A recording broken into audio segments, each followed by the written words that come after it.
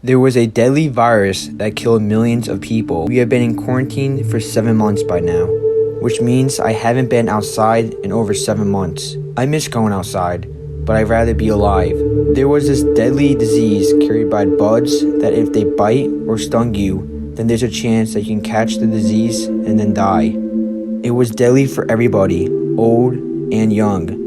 Everyone had to stay inside or they could risk losing their lives. We were low on food, so I had to take my chances. Luckily, I brought a lot of food before this whole thing started. I was by myself and haven't seen anybody in the last 7 months. I miss my family, and I hope they're still alive. It was my time to leave the house to find more food, so I went out looking for the food, and there was bugs everywhere.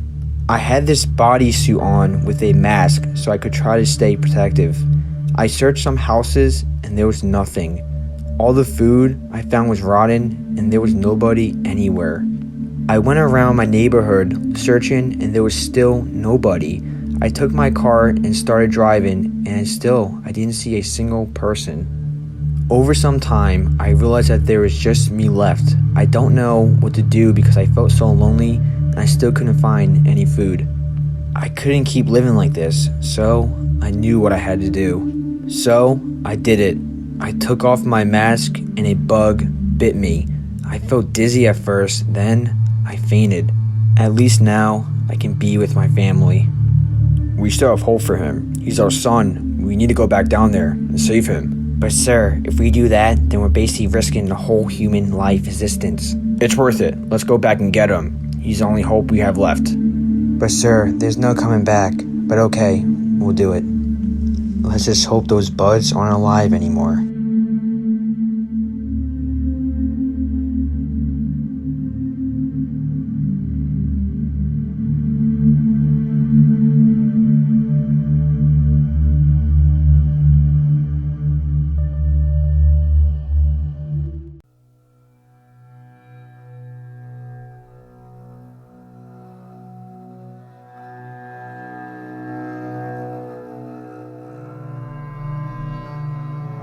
Previously, in the last episode, we left our son on Earth while we escaped off the Earth only because we thought he was dead.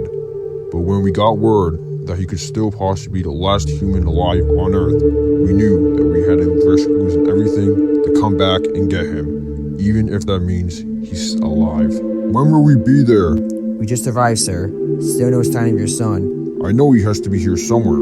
The crew put on their suits and split up to find the son. They were also limited with food supplies, so the faster they find their son, the faster they could get back on the ship. My son is so smart, he has to be alive. He was a scientist for crying out loud.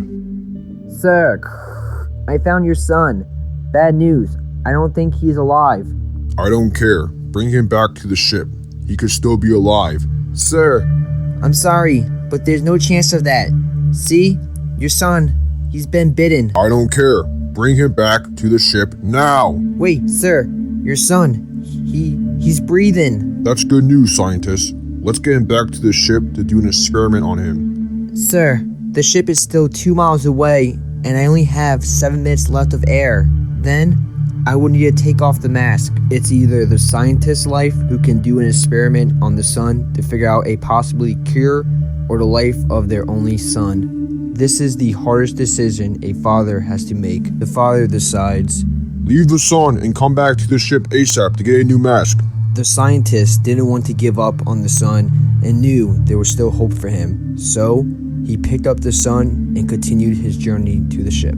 Why aren't they back yet?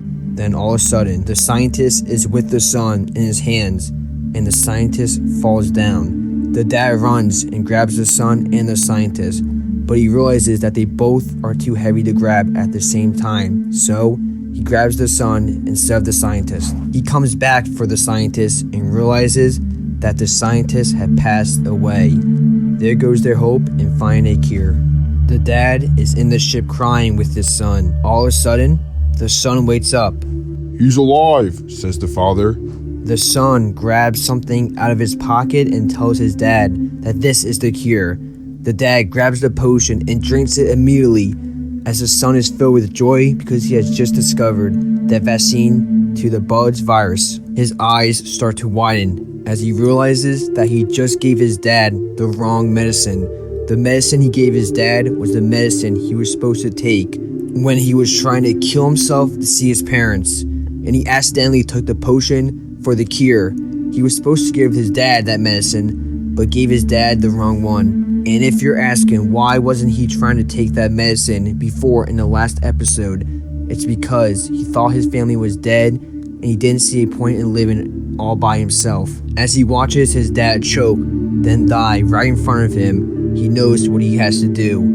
He takes the ship into space to look for other forms of life. Just as the ship enters space, it runs out of fuel. The scientist was right. The ship couldn't have made it back.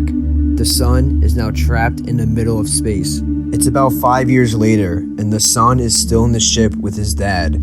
He was starving and felt like he was about to die. Then, all of a sudden, another spaceship comes next to him and boards his spaceship. As the figure gets closer and closer, the son can't help it, but he closes his eyes just as the figure approaches. Well, at least he's out of his misery. And to this day, nobody knows what or who that figure was. Was it aliens? We may never know.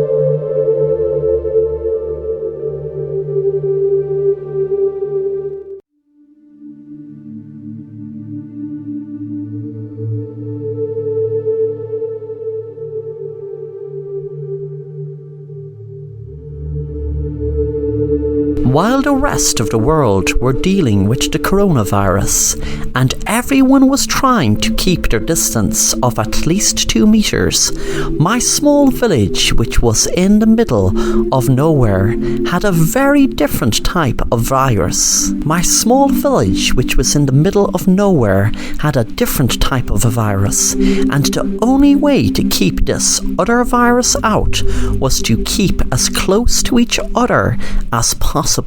It was only our village, and we were told not to spread knowledge of it, and even our social media was hacked to prevent any of us to spread the message of this other virus. I do not know what they call it. Not even the newspapers or the local news could do a story on it. Our village was told to keep close to each other as much as possible with lots of social contact, and what came next was nothing but pure evil. All of the perverts and creepy people started touching who they liked on the advice that we were told to keep close to everyone.